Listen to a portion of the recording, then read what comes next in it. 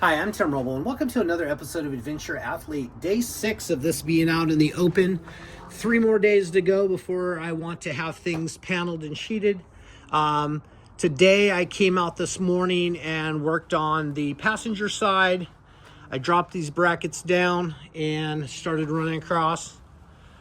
This is the outside skeleton once again, and this is going to travel 24 inches up on 4 linear actuators.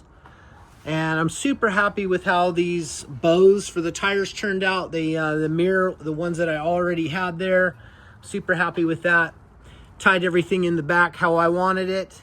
And I did this little awning or a pop-up part of the door. And that was a nice solution for me to be able to go to like Home Depot or something, pop that up. Unfortunately, the struts I have in stock are too long, and I have some ordered. Some 13-inch strokes, so that'll work better. Basically, you're doing about 20% of the window. And you can kind of see the mark up there.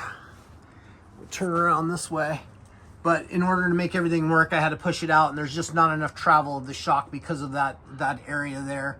So I already got another set on order, and I'll make those work and go from there. But tomorrow is going to be a full weld out day. I still have a couple more stringers to put in the top area, and a few other little things I want to frame up where the windows are going. They're going to be the furthest, highest portion of this, and that'll be for a nice cross ventilation, and it'll probably be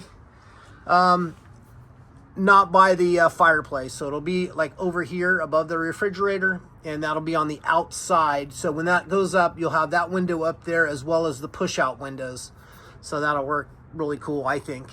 Other than that, I did get the lights in, got all this kind of laid out. A few more little details. I found some tubing, so I think I'm gonna have enough tubing to finish the project without having to order more 1-inch. That really makes me happy. But I got these lights on from Amazon, and I just wanted that to break up that higher portion. I didn't really want it to be that high in the front. I just wanted to kind of start sleek and kind of curve up, more like my picture. But I think that kind of ties everything in and makes it look like, you know, a light bar, and it was meant to be. And then the front profile is not so high. I think I'm a total of what I said, 8'6". And I think that's going to work out really good. It's actually so comfortable inside with the height. It's probably about 4'11" or so, and it works out where you wouldn't have to put the top up to actually be functional in it. And that's kind of why I went so high on the top here. Is I have a TV that I'm putting over there on a boom arm, so it'll be able to swivel flat across or articulate over. So if you want to be in this bed watching TV, you can swing that out of the way and go over there and do it. But more than likely, I'll be sleeping down low.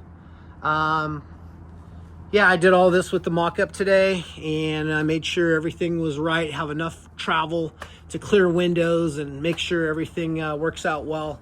But super proud on how these got tied in and my metal fitting abilities.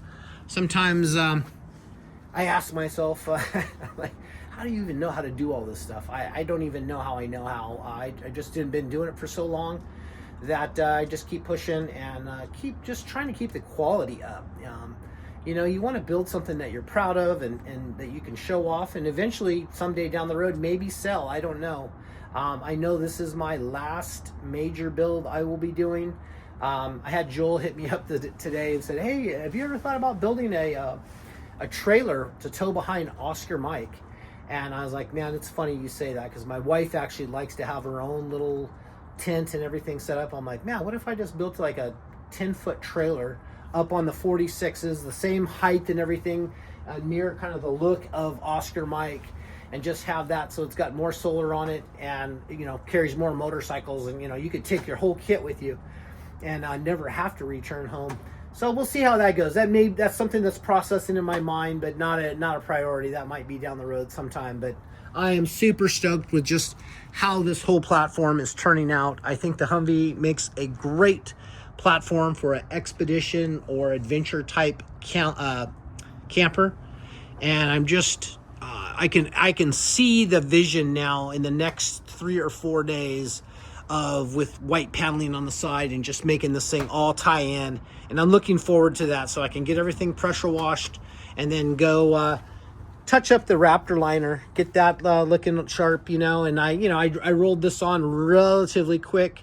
I didn't paint the inside of the doors. I didn't detail anything out. So this next time around will be super clean, and I'm done welding. Tomorrow I will be done welding on all of the camper piece. I may have to trail over the next day a little bit, but I'm done doing all of that dirty work. And man, I am filthy right now. Again, I go take a hot shower and a scrub pad just to get all of the metal and stuff off of me from cutting. Some of the welding, I've just been tacking, been closing my eyes, haven't been having a helmet on, moving fast and efficient, and so far I'm not blind, so that's great. But yeah, that's what we got going here. So you got questions and comments, you know I always like to create a community and chat with you all. So if you guys have anything you want to know or just any thoughts, and if you would just give me a thumbs up, just a comment or something, I would love that. It helps the algorithm, and I'm really struggling with seems like my videos are falling flat at the 200 300 marker. So I'm really trying to bring you better content. So if you got something you want to actually see, let me know. I did tell you that I have a welding video coming out. I've reached out to another welding manufacturer to see. I've had a couple of them hit me up, and it's not a product I really want to use or even test. But there's another one that I'm interested in using, so I'm kind of waiting to see where that happens and where that falls. But if not, I'll show you how I weld, how I MIG weld. And a lot of this is done with a spot technique. Most of these welds, you know, all have to get ground flat to put the 3M double-sided sticky tape. So after I get done welding out tomorrow, I'll hit everything with the grinder and sander, polish everything up, and make sure everything is good to go, and then start laying sheets. And you know, while I'm on it, when you're building, you have to think about, like, you know, where is this panel gonna lay? Where is it gonna land?